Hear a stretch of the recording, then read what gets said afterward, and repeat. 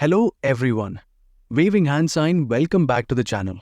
If you're trying to improve your English, especially your listening skills, then you're in the right place. Today, we're going to practice English listening with clear, slow, and natural speech. Whether you're a beginner or just want to sharpen your ear for English, this video will help you understand real English conversations better. So, grab your headphones, stay focused, and let's get started. Anna was a quiet girl who lived in a small village. The village had green fields, tall trees, and a river that flowed slowly like a gentle song. People in the village knew each other well. Everyone smiled when they passed by, and they helped each other when needed. Life in the village was simple, peaceful, and full of nature.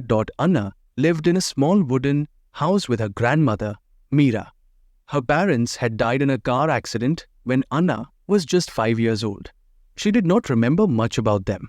Only some pictures were left in an old photo album. But even though she could not remember clearly, she missed them deeply. After the accident, Meera became Anna's whole world. Meera was an old woman with silver hair that she tied in a loose bun. Her eyes were soft and full of kindness. Her hands were wrinkled but warm. She wore simple clothes, usually a long cotton dress with a scarf around her shoulders. She always smiled, even when she was tired. Meera took care of everything. She cooked food, cleaned the house, washed clothes, and looked after Anna like a mother. She made sure Anna went to school every day. And in the evenings, they sat together and drank warm tea. While sipping tea, they would watch the birds fly back to their nests. The sky would turn orange, then pink, then slowly fade to dark blue. Sometimes Meera would tell stories from her youth. She told Anna about the old days, about Anna's parents, and about her own dreams when she was young. Those stories made Anna feel loved. Her favorite part of the day was sitting beside Meera, listening, laughing, and asking questions. Anna also had a best friend named Raju. He lived in the house next door. Raju was the same age as Anna, and they were in the same class at school. He had messy hair, a big smile, and a loud laugh. Raju was always full of energy. He loved to run, climb trees, and splash in the river. Anna and Raju did everything together, playing games, doing homework, and even helping each other with chores. Raju made Anna laugh a lot.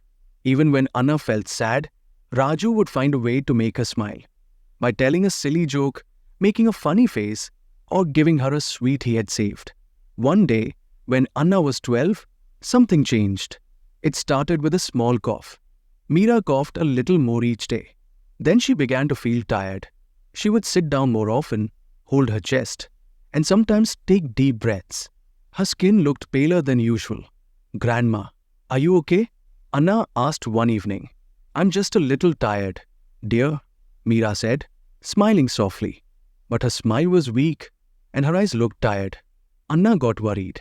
She told the village doctor, a kind man named Dr. Menon. He came to visit and checked Meera's heartbeat, temperature, and eyes. He gave her some medicine and told her to rest more. But the medicine didn't help. Meera began to forget things. One day, she called Anna by her mother's name. Another day, she left the water running in the kitchen. Sometimes, she just sat silently, staring at the wall or at the sky. Anna felt scared, but she didn't show it. She started doing more work at home, cooking simple meals, washing clothes, and keeping the house clean. Meera helped when she could, but she was getting weaker. "Your grandma will be okay," Raju said when Anna told him. "She's strong. She'll get better." "I hope so," Anna replied, but her voice was unsure. One night, Anna heard coughing in the middle of the night. She ran to Meera's room. Her grandmother was sitting up, holding her chest, struggling to breathe. "Grandma," Anna shouted. "Are you okay?" Meera looked at Anna and smiled weakly. She took her hand and said, "I'm so proud of you, my little bird." "Don't say goodbye, Grandma," Anna said, tears filling her eyes. "I'm not leaving yet," Meera whispered. "But one day, I will. You must be brave." Anna sat beside her grandmother all night. She didn't sleep. She held her hand and watched her breathe. The next morning, Meera was too tired to get out of bed. Anna called Dr. Menon again. She needs more care than I can give here, he said. You should take her to the city hospital. But how? They didn't have money. Anna didn't waste time. She went to every house in the village, asking for help. She told them what was happening. Some people gave money. Some gave rice, oil, or eggs that she could sell in the market. Raju's family gave 200 rupees and promised to help with anything they could. After 3 days, Anna had just enough. With the doctor's help, they took Meera to the city hospital. It was the first time Anna had left the village. The city was noisy and full of cars, tall buildings, and strangers. The hospital was cold and full of beeping machines. Anna felt lost, but she stayed strong for her grandmother. The doctors ran many tests. They said Meera's heart was weak. She needed rest, medicine, and time. Anna stayed by her side every day. She didn't go to school. She didn't laugh with Raju. She just sat there, holding Meera's hand, watching her sleep. After 2 long weeks, Meera opened her eyes and smiled at Anna. Let's go home, she said softly. Anna's heart filled with hope. Are you better? She asked. No, Meera said, but I want to see our village one last time. Those words hit Anna like a storm. She nodded slowly, holding back tears. They returned to the village. Meera rested in bed all day now. She was too weak to walk. Her voice was soft and slow. But every evening, Anna helped her sit near the window. They watched the birds fly, just like before. Those sunsets were different now, quiet, sad, and full of memories. It was a letter. Her name was written on the front. The writing was familiar. It was her grandmother's handwriting. Anna held the letter in her hands. Her fingers trembled. Anna stared at the letter in her hand. Her name, Anna, was written in careful, soft handwriting. She knew it at once. It was her grandmother's writing. Her heart beat faster. She opened the letter slowly. The paper smelled like old clothes and rose oil, just like Meera's room. Inside, it said, Dash, My dearest Anna, if you are reading this, I may not be with you anymore. I hope not, but I feel the time is close. I want to tell you how proud I am of you. From the day you came into my arms, you became the reason I smiled. After your parents left this world, I thought I could never be happy again. But then you said your first word. You laughed. You grew. You gave me life again. Thank you, my sweet girl. You have always been kind, strong, and good. I see your mother in you, her eyes, her heart. Never forget how much you are loved. I know life will not be easy. You will feel alone sometimes. You will miss me. But I want you to promise me something. Promise me you will keep going. Study well. Help others. Laugh again. Cry when you need to. But never give up. This house is yours. This life is yours.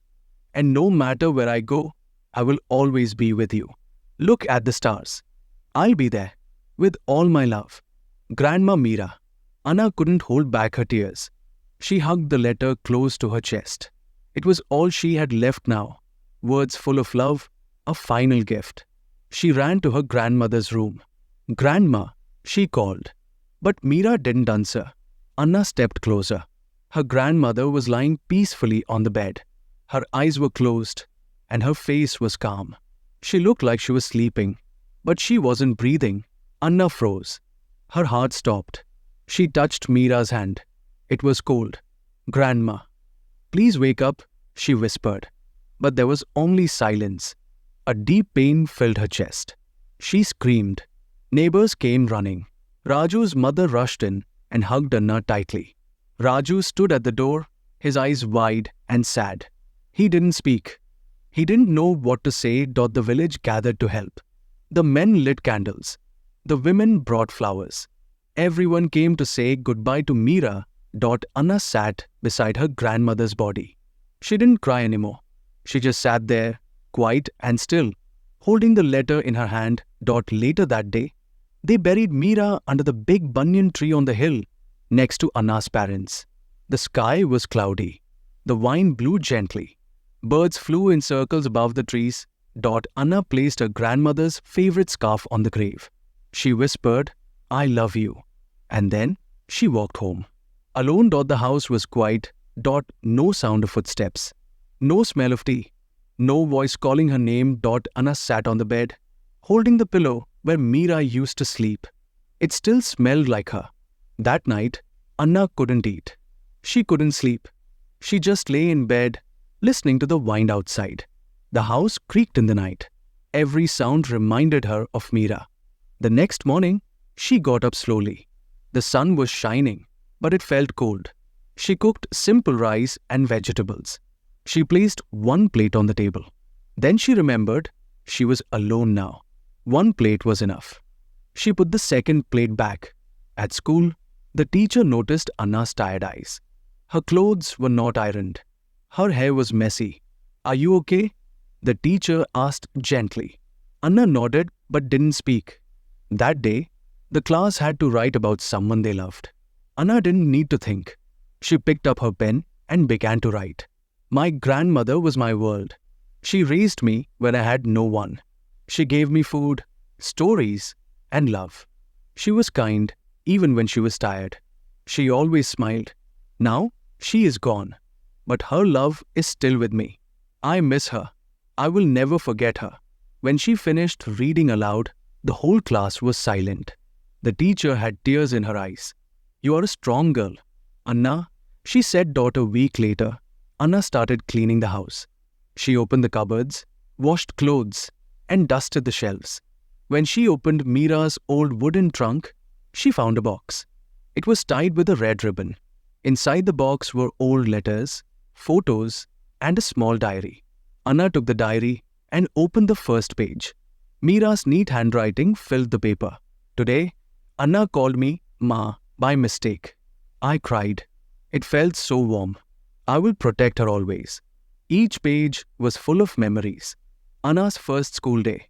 She held my hand tightly. I was more scared than she was. Anna learned how to write her name today. "I am so proud." She asked about her parents. I told her how her mother loved sunflowers. "Sometimes I worry about my heart, but I don't want her to see me weak." Tears rolled down Anna's face. She had no idea her grandmother had written these things. She read for hours. At the very end of the diary was a poem. "Even when I'm gone, dear child, look at the sky and smile. I'll be the wind that lifts your kite. I'll be your warmest light. Anna read it again and again. She closed the diary and hugged it tightly. She wasn't alone. Not really. New days, same love. The next morning, Anna walked to school with her diary in her bag. Raju joined her halfway. "Are you okay now?" he asked softly. "No," Anna said honestly. "But I will be." They walked together in silence. After school, Anna visited the hill where her grandmother was buried. She sat under the tree and read the poem aloud. A breeze touched her face gently. A single sunflower stood nearby, bright and golden. She smiled. "I will be brave," she whispered. "Great job, everyone." Clapping hand sign, you made it to the end of today's English listening practice. Listening regularly is one of the best ways to improve your understanding and fluency in English. If you found this helpful, don't forget to like, subscribe, and turn on the notification bell so you never miss a new video. Let me know in the comments what topics you want to listen to next. Thanks for watching and see you in the next video. Keep practicing and keep improving. Smiling face with smiling guys.